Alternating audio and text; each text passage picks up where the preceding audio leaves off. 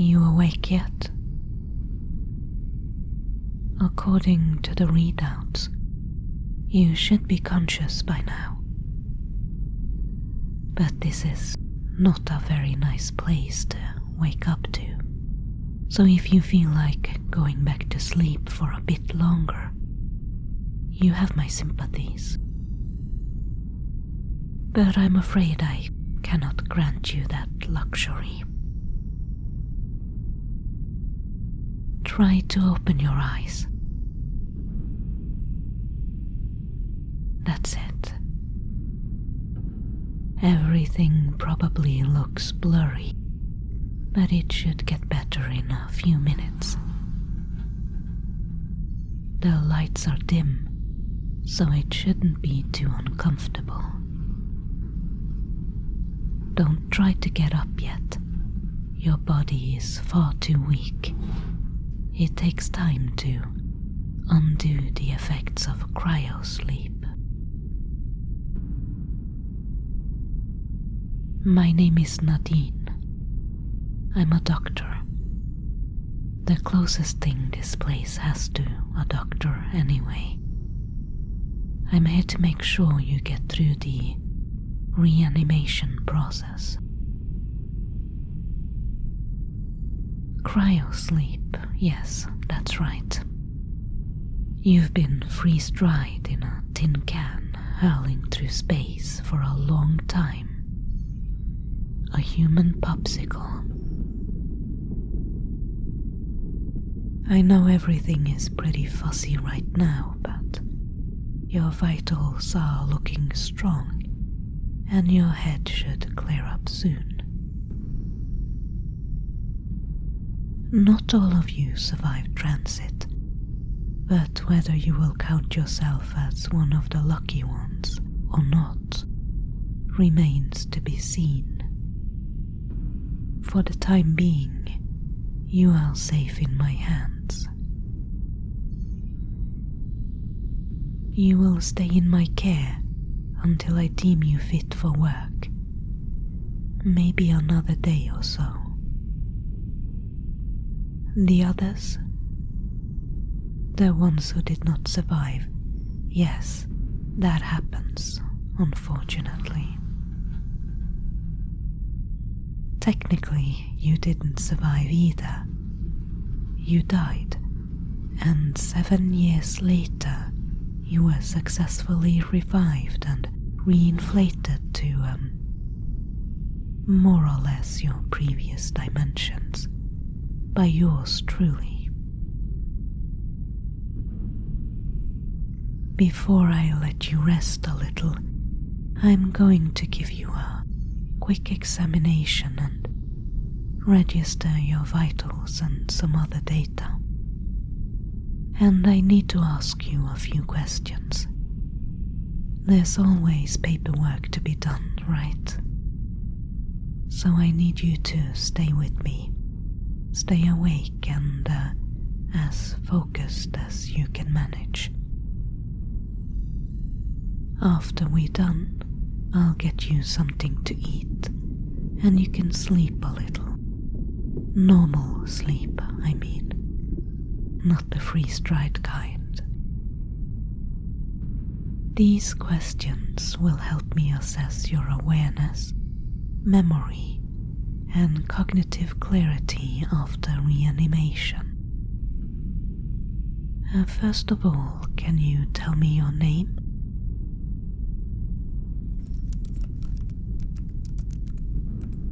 And can you remember mine? I told you a minute ago. Nadine, that's right. Do you know where you are? It's okay. I'll tell you in a little bit. Do you remember why you went into cryosleep? To travel somewhere, yes. What else? You remember feeling dread, not wanting to go. That's understandable.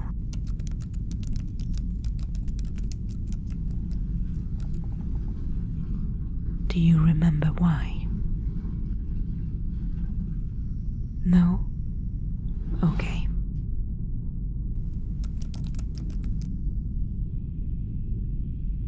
How long do you think you've been asleep? A long time, and but a moment. Good answer. It's hard to tell. But I did mention that too before. 7 years. That's right. Can you count backwards from 10 for me? 10, 9, 8, 7, 6, 4, 3, 2, 1. Pretty good.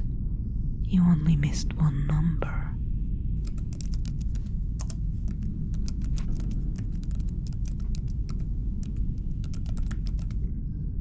I have a few more control questions to check for pain, circulatory issues, neurological or sensory impairments. Are you experiencing any pain or discomfort right now? Oh, I would expect you to feel faint and maybe a bit dizzy. That's normal right now. But any pain?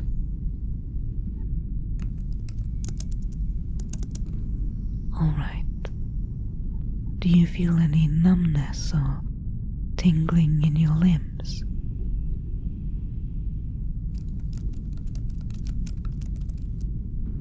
Can you move your fingers and toes for me?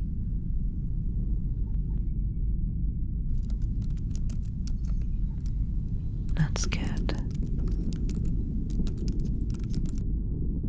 And can you grip my hand as firmly as you can manage?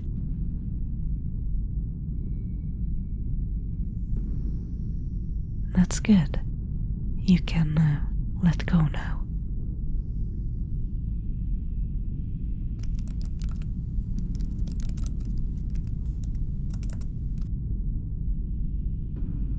How does your chest feel? Any difficulty breathing?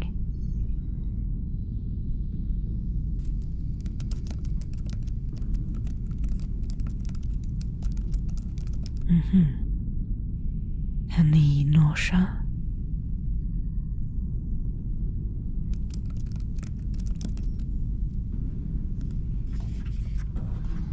Your eyes should have adjusted by now. How's your sight? Are there any spots, blurriness, or vision problems?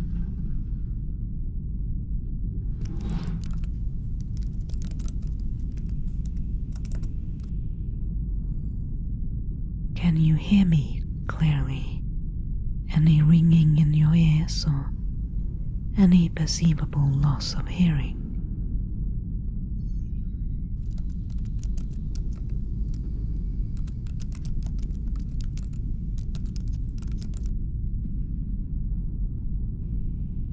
Are you able to feel everything normally when I touch your skin here? Good.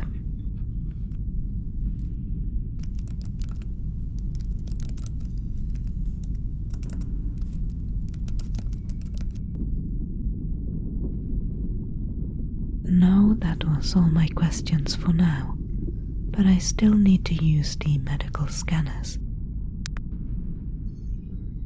If I can get them to work today.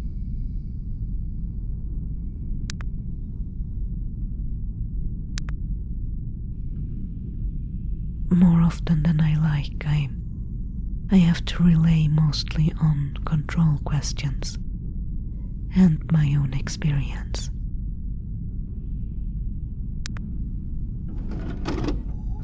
there. They need some time to gather information.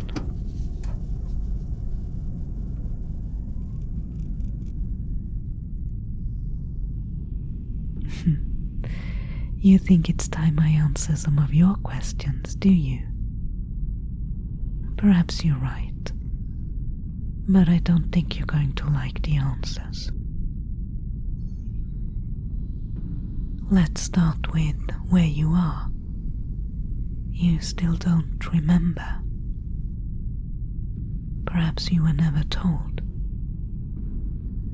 You are on the Nebula Extract Resource Extraction Site number 11. It's supposed to be a correctional facility, a place for convicts to be rehabilitated by learning a useful trade, mining and engineering mainly. A way of serving your sentence and contribute to society at the same time. In reality, it's a labor camp, not a mining colony. We do mine, but there are no habitable planets in this system. We live in space.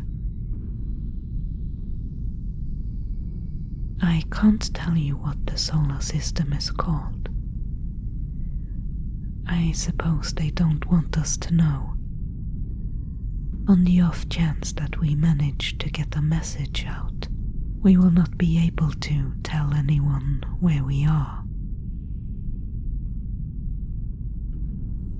We are in stable orbit around a red dwarf on a rebuilt old Titan-class cargo vessel transported here more than 30 years ago. And it arrived loaded with everything needed to make it into a permanent space station and ore treatment facility. The ship's original name was Starforge, but it's dubbed Hellforge now, at least by us. We are located close to a debris field circling a gas giant. We also have smaller vessels spread throughout the solar system. No, none of those vessels are fit for interstellar travels. Except the turtle shells. There are a handful of those. They belong to the Marian God. Lowly workers like you and me won't get anywhere near them. Yes, the Marian God runs this place. It's not a private facility. It is government-owned. The Emperor's finest, the Marian God. Well, the lowliest of the finest, I suppose, to end up here. You'll see them soon enough. Armed guards, pretty much everywhere. No, we don't make friends with them. Far from it. The hierarchy is very clear. They keep to themselves and dole out punishments and restrictions rather easily. Best not to catch their attention at all.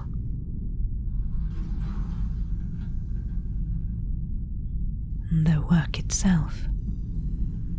We send out smaller mining vessels to the debris field, to passing asteroids attracted by the gas giant, or to the rocky planets further in. We process the ore here, and we try to keep this crap heap of a space station running, so we don't die. That's it. It's grueling work for most of the convicts here.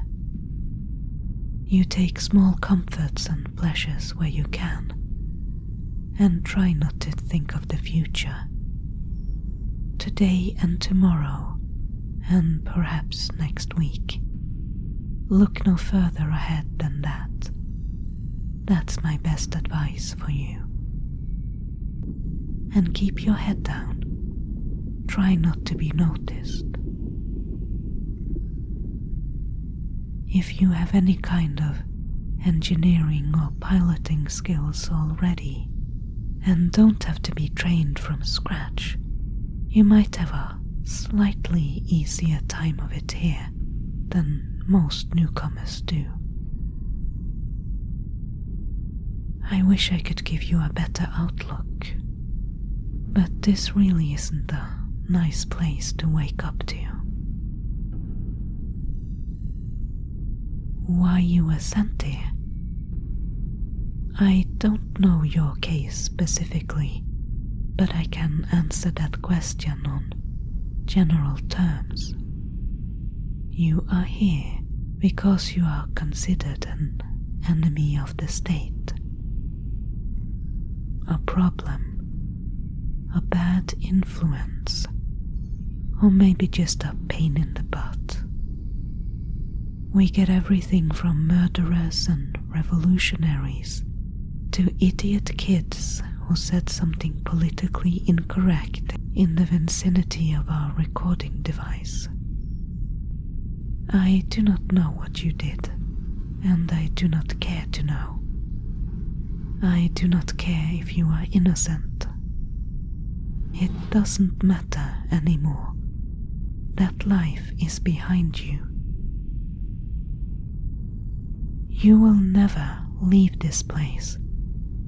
The sooner you can accept that, the easier the transition will be.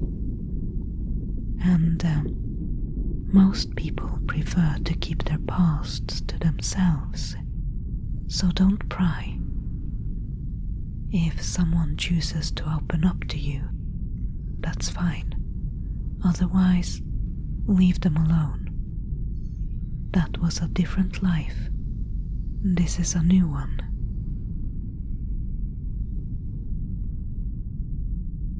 I need to monitor your vital signs closely for the next few hours.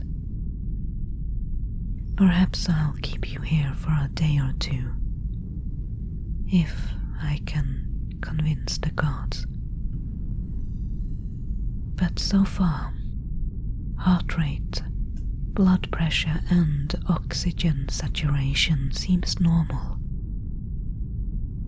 Muscle atrophy and bone density is as expected.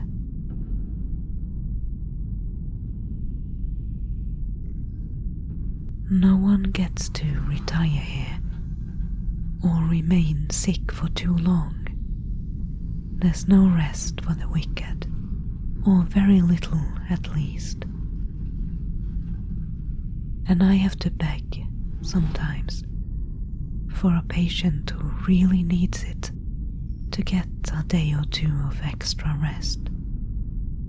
The gods might grant it if the person has essential skills that few others have. Otherwise, they will work you to the grave rather than let you heal and rest properly. Be careful here. Try not to get injured, okay? The less I see of you, the safer you are. Me? Yes, I'm an inmate as well. My job is less risky than yours will be. I'm privileged in that way. I was an intern when I was sent here. Just finished my degree. No one else like me here, so I treat everybody. The Marian God as well. I give them all the best medical treatment I can, indiscriminately, keeping my oath. Keeping my oath was what sent me here. I treated people that I shouldn't, People that the government would have preferred if passed away. But enough of that. Do you have any other questions?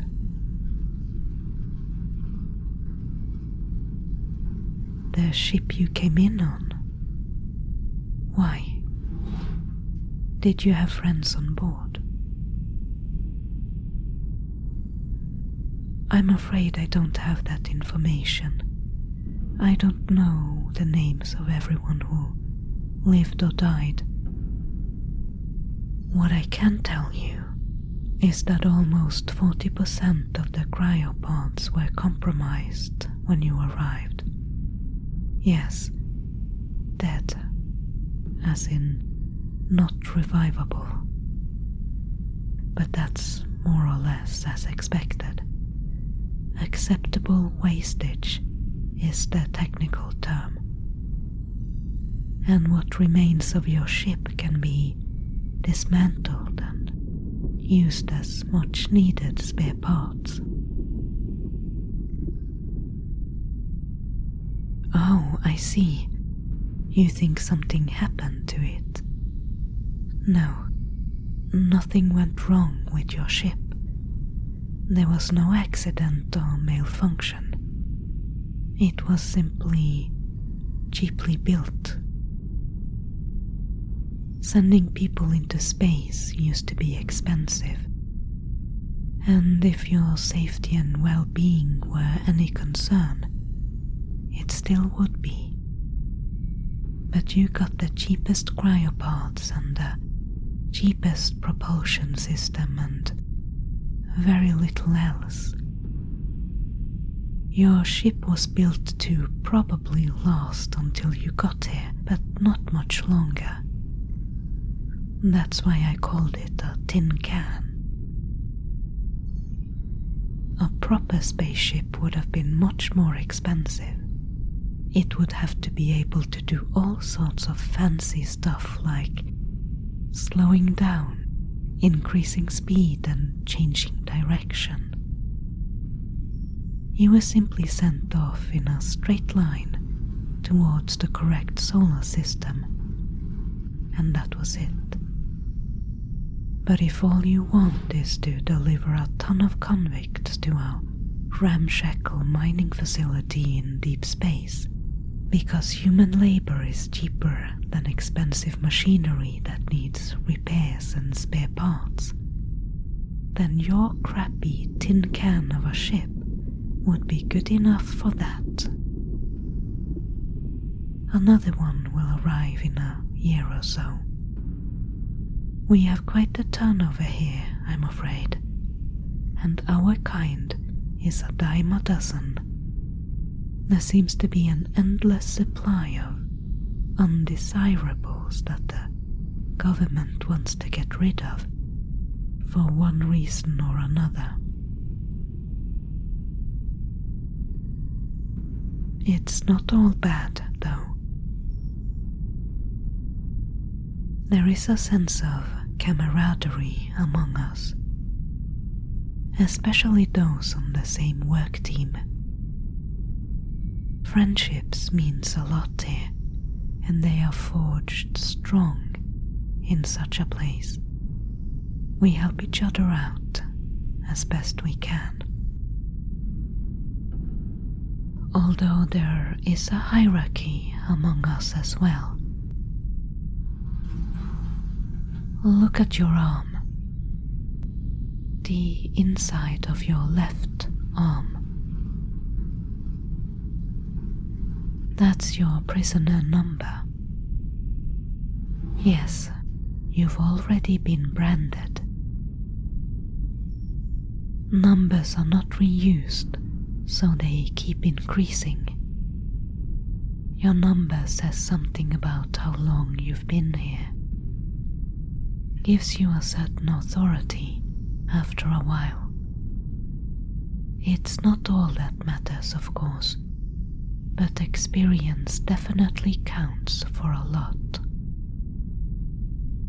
Most of the workers are divided into teams, with the most experienced being foreman. The teams usually specialize in different things, like maintenance, or processing and refining, or piloting the in-system vessels that bring the ore and minerals aboard the station. There's more than one team doing the same thing, of course. Each team isn't that big, usually about 10 to 15 people. When our new batch arrives, they are divided between the existing teams. If too many new people are assigned to a team, the team usually struggles for a while. It shakes up the established routines. A well-functioning work team knows exactly who does what and in what order. Teaching newbies slows them down for a while, and the whole team performs worse. Some of the members of your team might not be too happy that you join up. Even if they need new members, they might see you as a ball and chain, at least at first. Each team has a specific quota or goal that they need to reach, and the foreman is held responsible for results. Me? Technically, I'm on the administrative team. There's just a few of us. We're kind of in between the regular workers and the Marian Guard. Don't get me wrong, we are prisoners too. But we have cushier jobs, I guess, with less risk involved. Less physical risk, at least.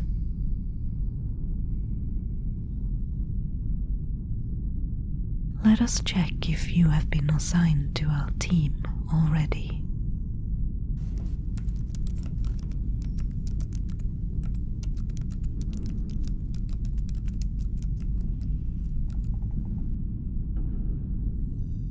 Oh, you've been assigned to an intersolar vessel. Maybe you already have some piloting skills then? Good for you. Not the worst place to start out. And your foreman is Jax Halford. Wow. No, it's not bad. Remember what I said about your prisoner number? Halford's number is very low, in the 200s if I don't misremember. He's been here almost since the beginning. No one else has survived in this place for longer than he has. He is known for protecting and standing up for his team, and he makes them work well together. But he is also very demanding. It will not be easy for you to live up to his expectations, but if you do manage it, you will be in a pretty good position here. What? No, never. There are no pardons. No one has ever left this place, not even when they die. All organic material is reused for food and water. It's all fed into the replicators. Yes, I know. But, you get used to it after a while. Same as on a planet, really. Just at a smaller and far more personal scale. No, there really is no escape. Unless you somehow manage to steal a turtle shell ship, and that's impossible. Put it out of your mind. Cargo haulers do dock here sometimes to pick up what we produce, but they dock at a part of the station we don't have access to.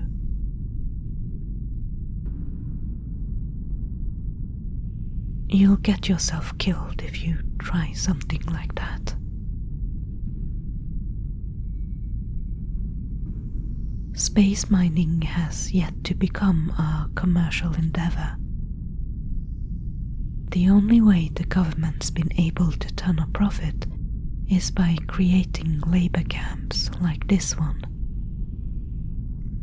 Mining colonies are government-run and a way to alleviate overcrowding in prisons. We mine ore and precious metals, but mostly we mine water and hydrogen. The haulers pick it up and sell it on trade routes further off. There are certain type of asteroids that have hydrated minerals. We can process those minerals to extract the water. Water can be processed further to make it into rocket fuel. Launching all the fuel we need from planetside takes a lot of fuel in itself. Breaking free of gravity is always fuel demanding. Being able to refuel in space has made space travel much more economically feasible. So, there you have it. That's what our labor, the sweat of our bodies, the strain of our muscles, provides for others. But best not to think about the world outside, or anyone you might have left behind. Think about your team instead, getting to know them, becoming a functional member of that team. That should be your top priority right now, to perform well. And I will do my best to convince the guard outside the door that you need at least one more day's rest before you can be put to work. I'll get you something to eat. Your first meal in 7 years. Something simple, I think. Porridge or broth with a bit of nutrients and protein. Close your eyes and try to get some more rest. I'll be back in a little while.